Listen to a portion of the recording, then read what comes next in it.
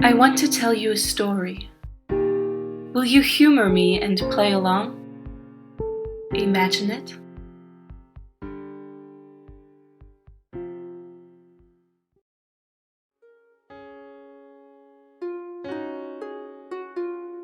You go to kindergarten. Your mother wishes you a fun day and leaves.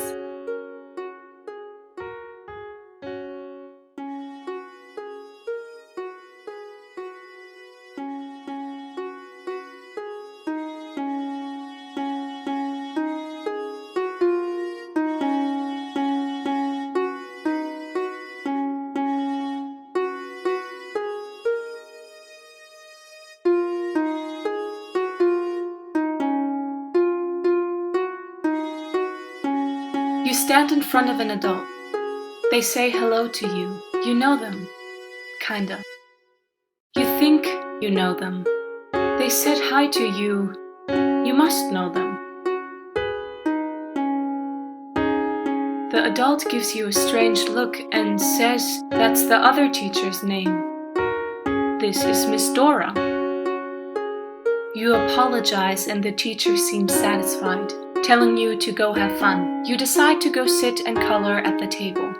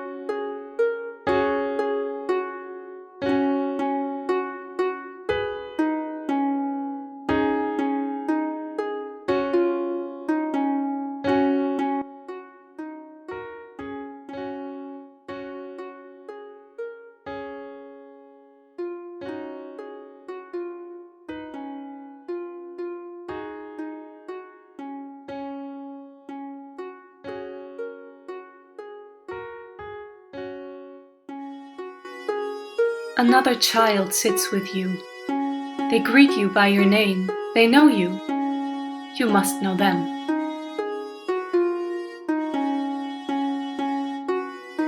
They say their name is not Martin.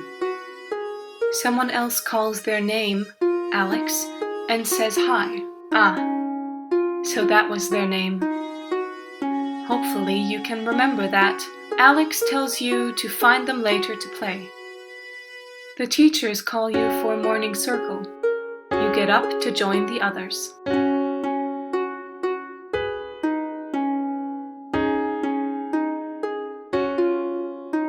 The teachers sing the morning song with you. Seeing them together, you briefly stumble over what they are called. Who has which name? The teachers say it is time to go play outside. They say to find your buddies to go play. But looking around the room, you do not know who of these children you are friends with. Everyone leaves before you can ask.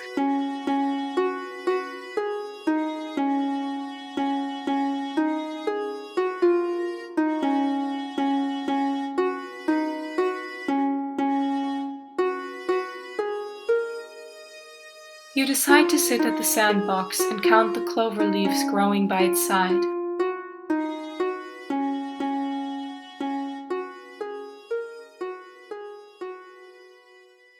A child runs up to you and pushes you into the sand, laughing and babbling before running off. You are stunned and confused. Are they playing tag with you? You would ask, but you quickly lose sight of the child. They were blonde. Most children here are blonde. You choose to sit still and keep counting clover. In your imagination, you are a tiny fairy, jumping from leaf to leaf, and nobody is bothering you. You are called back inside to set the tables for lunch.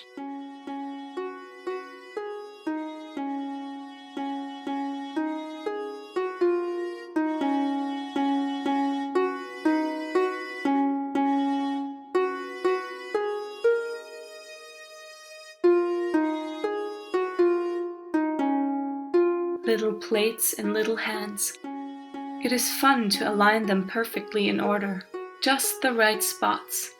The spoons and forks at the exact right height next to the plates. The little plastic cups all in the top right corner above the plates.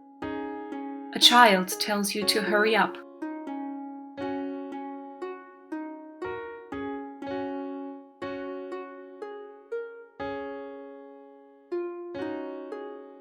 You sit still to eat. Noodles with a red sauce. When you are done, you want to go back to coloring.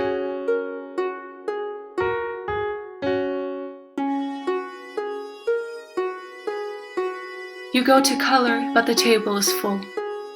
So you go to play with blocks. A child is sitting by the blocks, but invites you to join them. You know this child. They are easy to remember.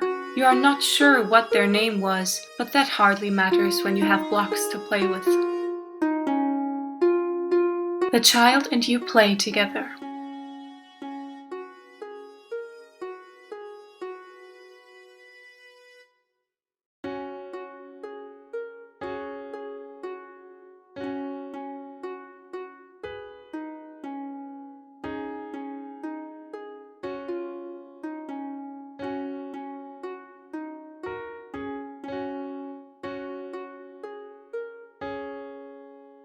You forget about the time until the room seems to become more bustling and then more quiet. It is pick-up time. As you wait for your mother, a child approaches you and asks why you didn't play with them today, like you had said you would. It dawns on you that this must be Alex. They say they thought you were friends. You should prove you still are friends tomorrow by coming to them to play. The teacher comes to you, asking you if you had fun at kindergarten today. They ask why you played alone and that you need to play with the others more tomorrow. They say it is nice you played with that child with the blocks, but still. The teacher says, "Yes, who? Say a whole sentence with my name." You know it is either Dora or Hannah. You freeze, unsure how to respond. Which name belonged to which person? Or is it, which person belonged to which name?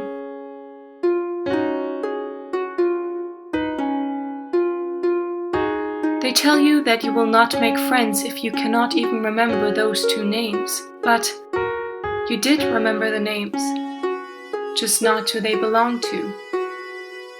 An adult calls you from the door. That adult, you know their coat.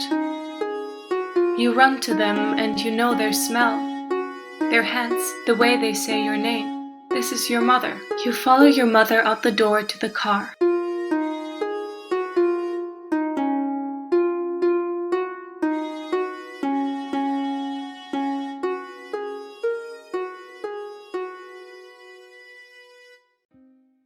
What is normal? Is it the average? Or is it what we want the average to be? What is the norm? Does it ever change? Or does it stay the same forever? What if you perform according to the norm? Does that benefit you or others? Should you try to move within the spectrum that is called the norm? Should you sometimes actively seek to step outside of it? What if you cannot choose where you stand, within or outside of it? Is anyone to blame for that? Is there anything to blame for? Is it fair that you will be punished for it? Is it fair that you may be praised? Is it fair to you? Is it fair to others? Do you want to be in the norm? Is that which we locate as outside of the norm not also part of a norm in its own right? Who decides? Who oversees? Who changes? These questions accompany you as you grow.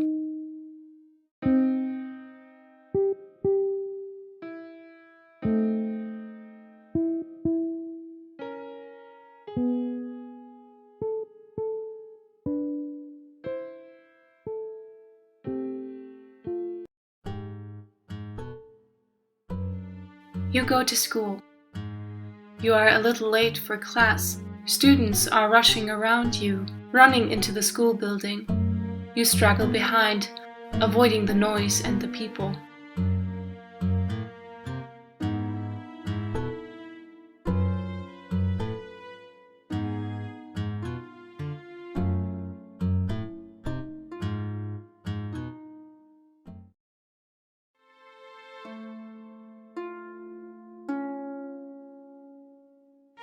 You reach the classroom.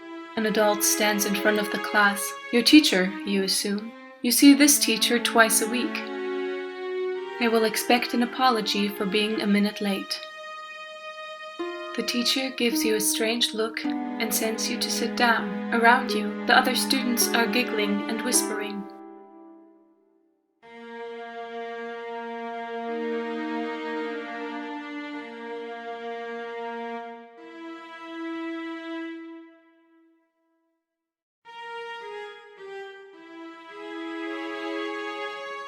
When you sit down, a classmate lets you know that this is a substitute teacher, not your regular one. You just used the wrong name.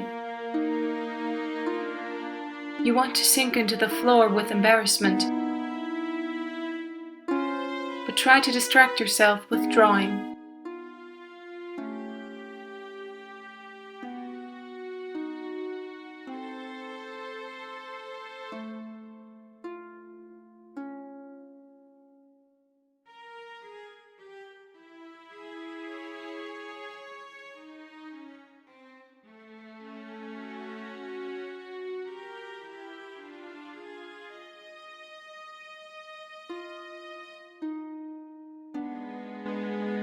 Your teacher tells you off for playing around, tells you to keep your hands still and eyes to the front. What a miserable lesson. The bell rings. Class is over. You drag yourself out of the classroom. The hallway is full of students. One student approaches you and says hello. You know this student. She has blue hair. Nobody else has blue hair. You are friends. Together you leave the building. You go to sit together on a bench to eat your packed lunches, but you discover that you forgot your lunch. Today is truly not your day.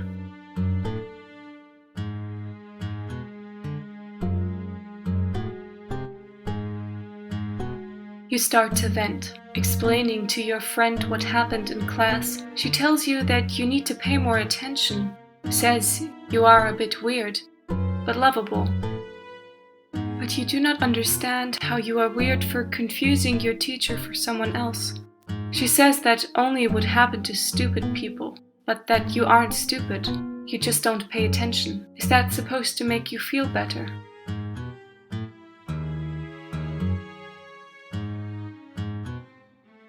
You get up to go buy lunch.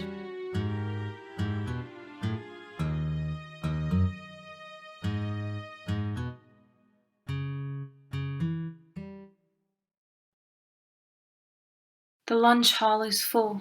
Nothing is right. The line isn't right. The people should be sitting down and eating, but it is so loud and bustling. You can't even get to the counter, and people ignore you when you try to get by. The food smells weird, pasta with red sauce. No, this isn't your normal daily lunch sandwich. This isn't your smells, your noise, your comfort. It is just too much. You run out of the cafeteria. It feels as if every pair of eyes is on you as you try to get out. You run and hide in some bushes behind the school, trying to catch your breath.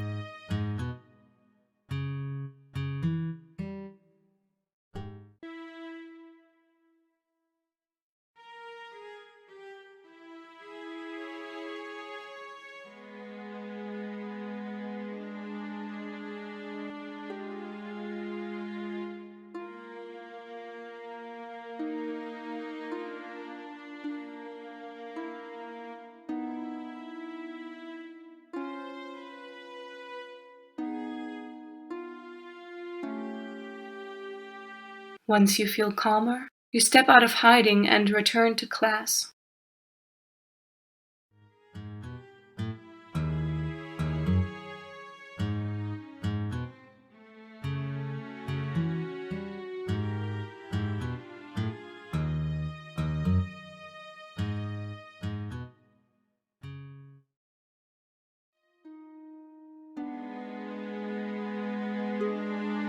Your friend asks where you have been. You do not know how to answer. An adult enters the classroom. You assume it is your teacher. They are staring at you, holding something in their hand.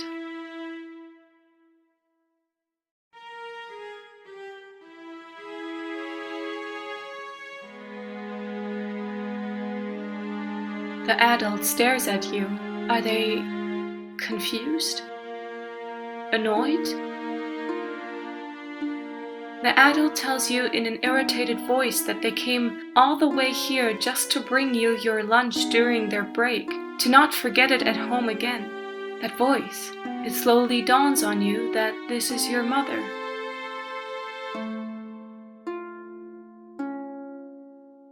Another adult enters the room and the woman turns to speak to them before leaving. You hide behind your box.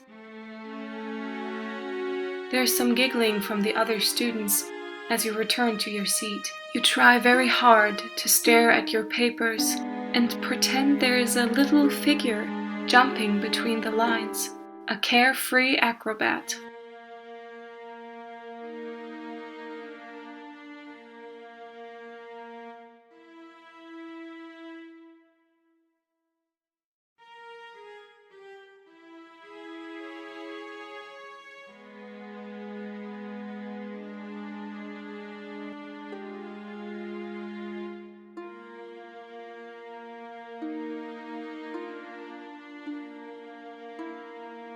Class is finally over. You get up to leave, but your friend has gone ahead without you.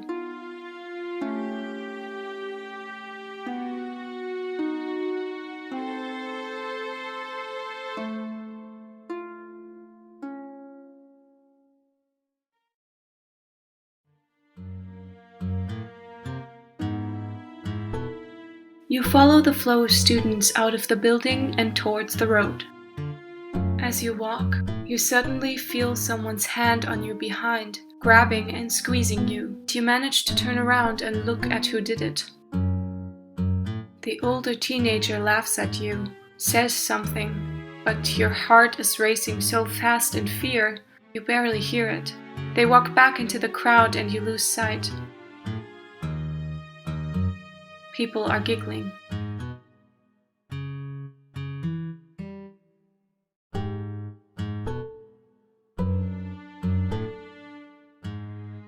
Your legs feel weak as you walk. At the road, your mother's car is parked. You approach and your mother somehow seems to know something is wrong. She asks if something happened. Your mother asks in a concerned tone who did this, to point them out in the crowd.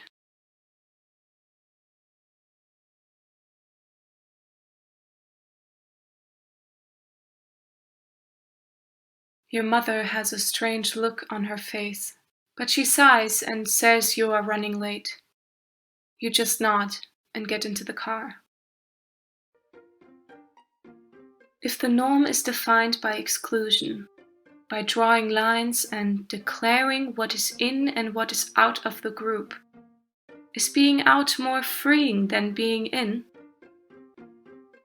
Is that why, when you are out, you are treated differently, othered? In the out, you may find a place where your talents are appreciated, where your ideas flourish, where your out becomes an in. What is queer finds celebration for its own sake and existence, with no demand to defend why it should be allowed to be. When the othered find space and become visible to those in, they become normalized. Through normalizing the other, the norm is queered and expanded. But to find that space, don't you need some understanding of what others you? Some understanding of where to start searching for others that are othered? Do you understand what you are searching for? Do you even want to search? Couldn't it be easier to just search for a way to stay in the norm?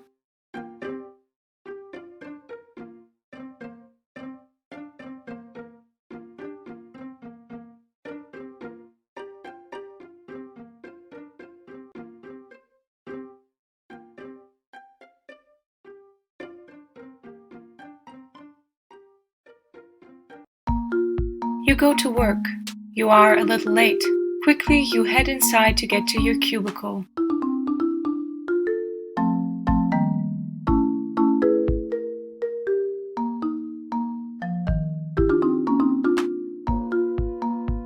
A colleague greets you in the hallway.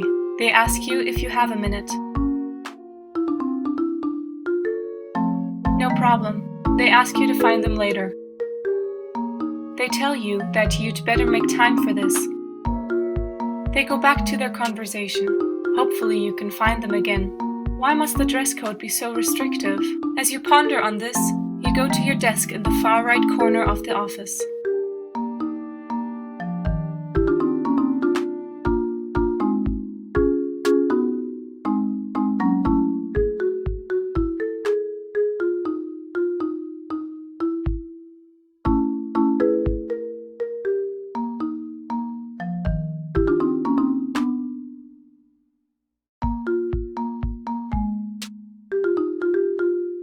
You sit at your desk to start your work. As your computer boots up, you take some notes.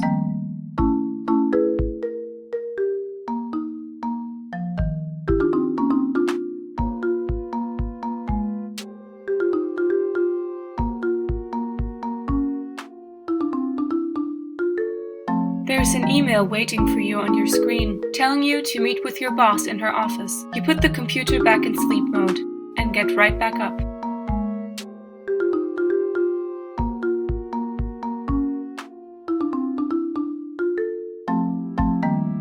You enter your boss's office. Your boss wants to discuss your performance during your probation period, as it is due to end in just a few days. Your work is fine, but she says you need to improve your communication skills. She tells you to work hard and get this sorted out. Then she sends you back to work.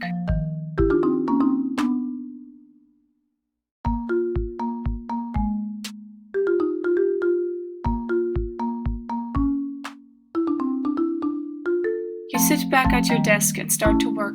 You have to push numbers around a spreadsheet.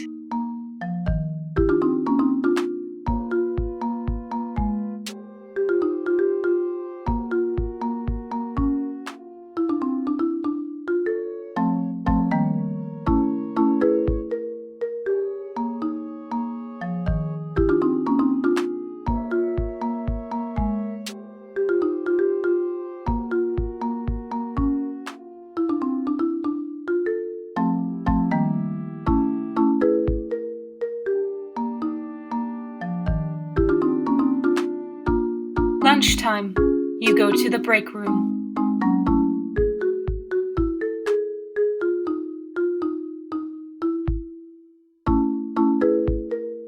Your colleagues are chatting and joking. You sit at the table to eat your lunch, your sandwich.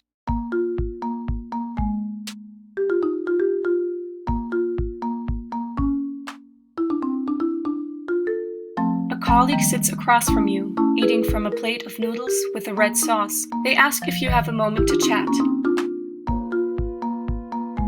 You think for a moment. They are blonde. The colleague who asked to talk earlier this morning was also blonde. Maybe it is the same person. They say it is not a bother. Surely you are busy. Your colleague tells you the CEO is making a surprise visit later. They need you to bring a file with confidential information to them when they arrive. They tell you it's the CEO. Surely you've seen their picture before. That's not super helpful to you, is it? But maybe they don't know either. They thank you for your time and turn back to their meal. You finish your lunch and go to walk around the office a little before returning to your cubicle.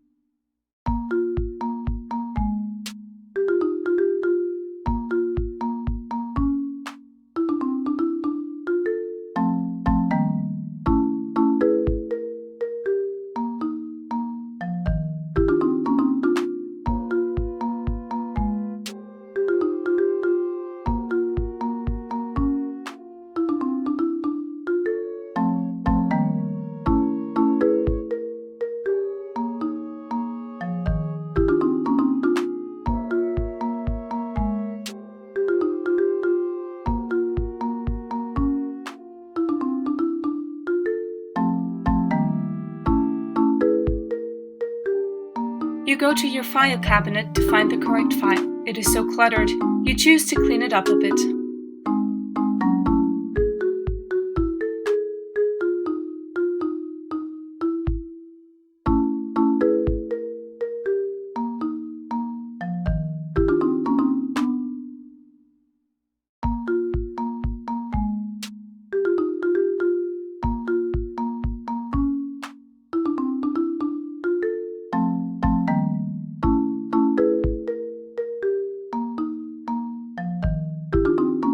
You got so sidetracked, you forgot the time. Quickly, you rush to the hallway. Hopefully, the CEO is still there.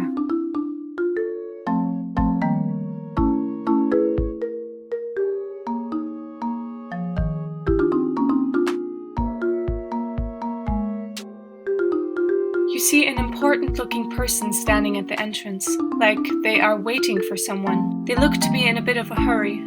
That must be the CEO. The person takes the file with a strange look on their face but nods. You head back inside to finish your work for the day.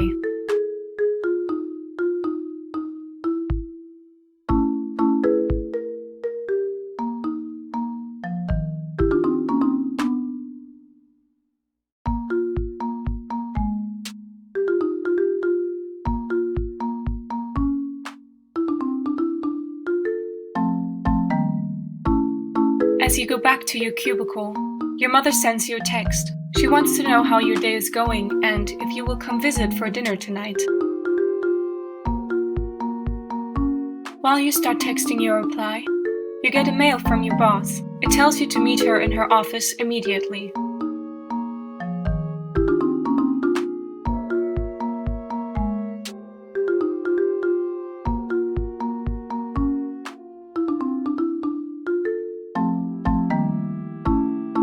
You enter your boss's office again. Your boss does not look happy. She reveals that you gave the confidential file to someone who was waiting to do a job interview with her, instead of the CEO. She interrupts you. She asks you why you did not double-check or ask for a confirmation before handing out the sensitive data. Why did you not just ask her? She would have helped you. She tells you she sure hopes so. Your boss tells you to get out and go home. She will think about what to do about this after she fixes your mess.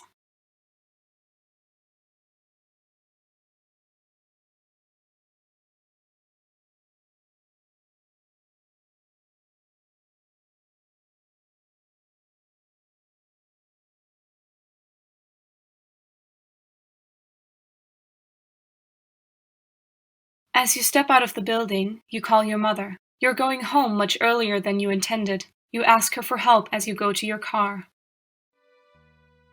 It takes months and multiple specialists for someone to put a name on one part of what you are experiencing. Prosopagnosia. Prosop, Greek for face. Agnosia, Greek for no knowledge. They explain to you that average people can see and recognize people by their faces without issue. That you cannot do that because the part of the brain that is specialized to do just that is not functional in your case. You were born with it. They tell you there's more going on. If you do more months of testing and running around, you may at some point get more answers. Or not. Prosopagnosia does not explain everything you are having trouble with, but it is a start. You can only learn better coping strategies, like looking at clothes, listening to voices more carefully, memorizing special details about people's appearance. They tell you this will never actually improve your ability to retain faces, but it will help you to pass as normal. But couldn't it be easier to just tell people?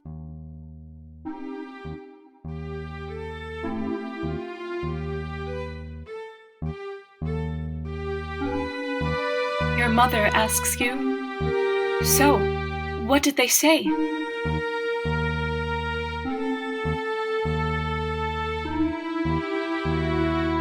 She nods and says, "Everything will be all right."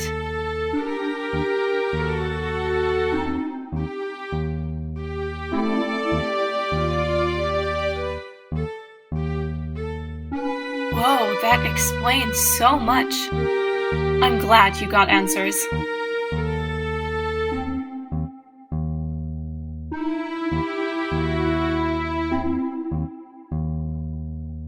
If this is real, you must be so good at remembering voices.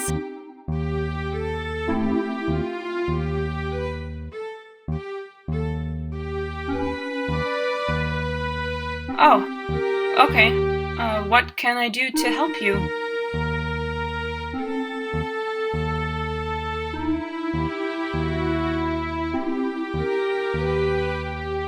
Wow. I wonder if I might have that too.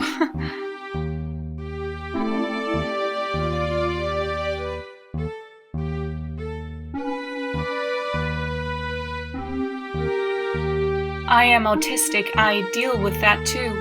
What are your coping strategies?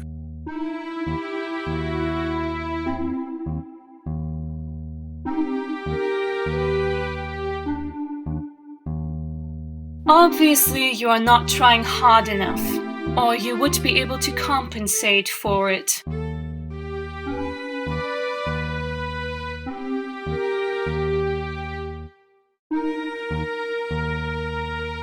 Wait, you have that face thing, right? I'm Sally. We work together.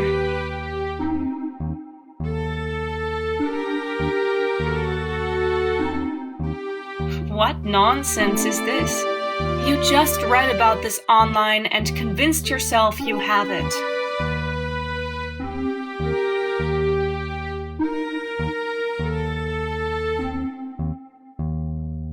I have social anxiety. That would be my worst nightmare, not knowing who someone is and what they told me.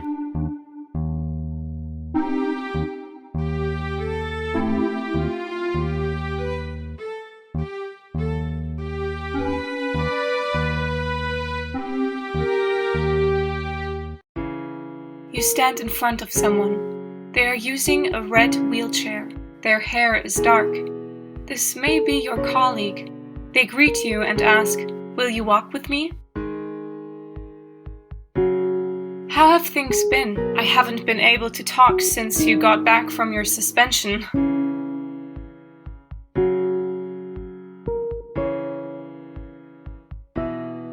There's a bit of gossip going around about you now. Doesn't it exhaust you to answer the same questions over and over?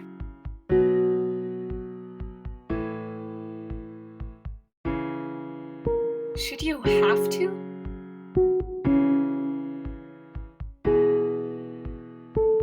Yes, I get that a lot too. I hate how often I find myself apologizing for needing help.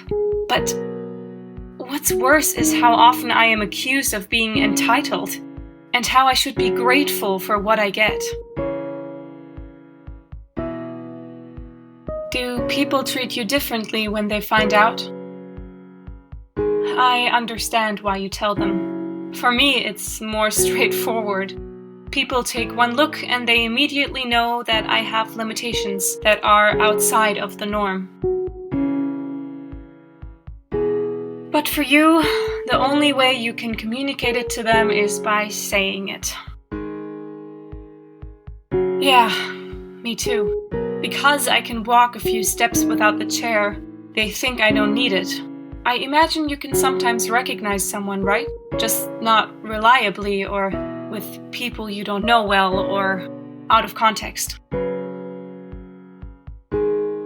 Wouldn't it be easier if the world just didn't expect people to recognize each other by the face alone? Not just for you, for everyone. If it were the standard to greet each other by telling your name and where you know each other from.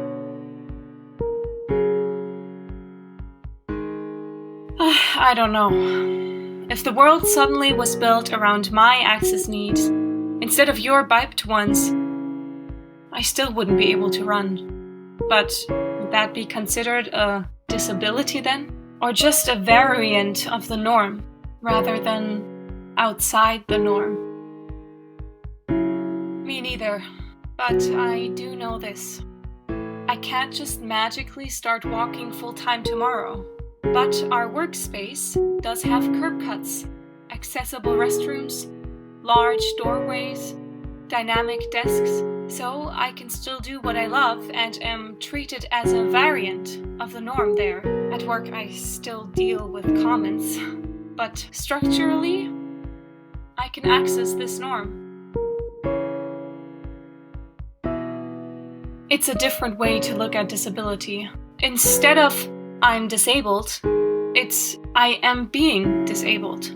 Everyone benefits from these structural changes that are originally put in place to accommodate us. I'm sure you can think of something. Are you coming?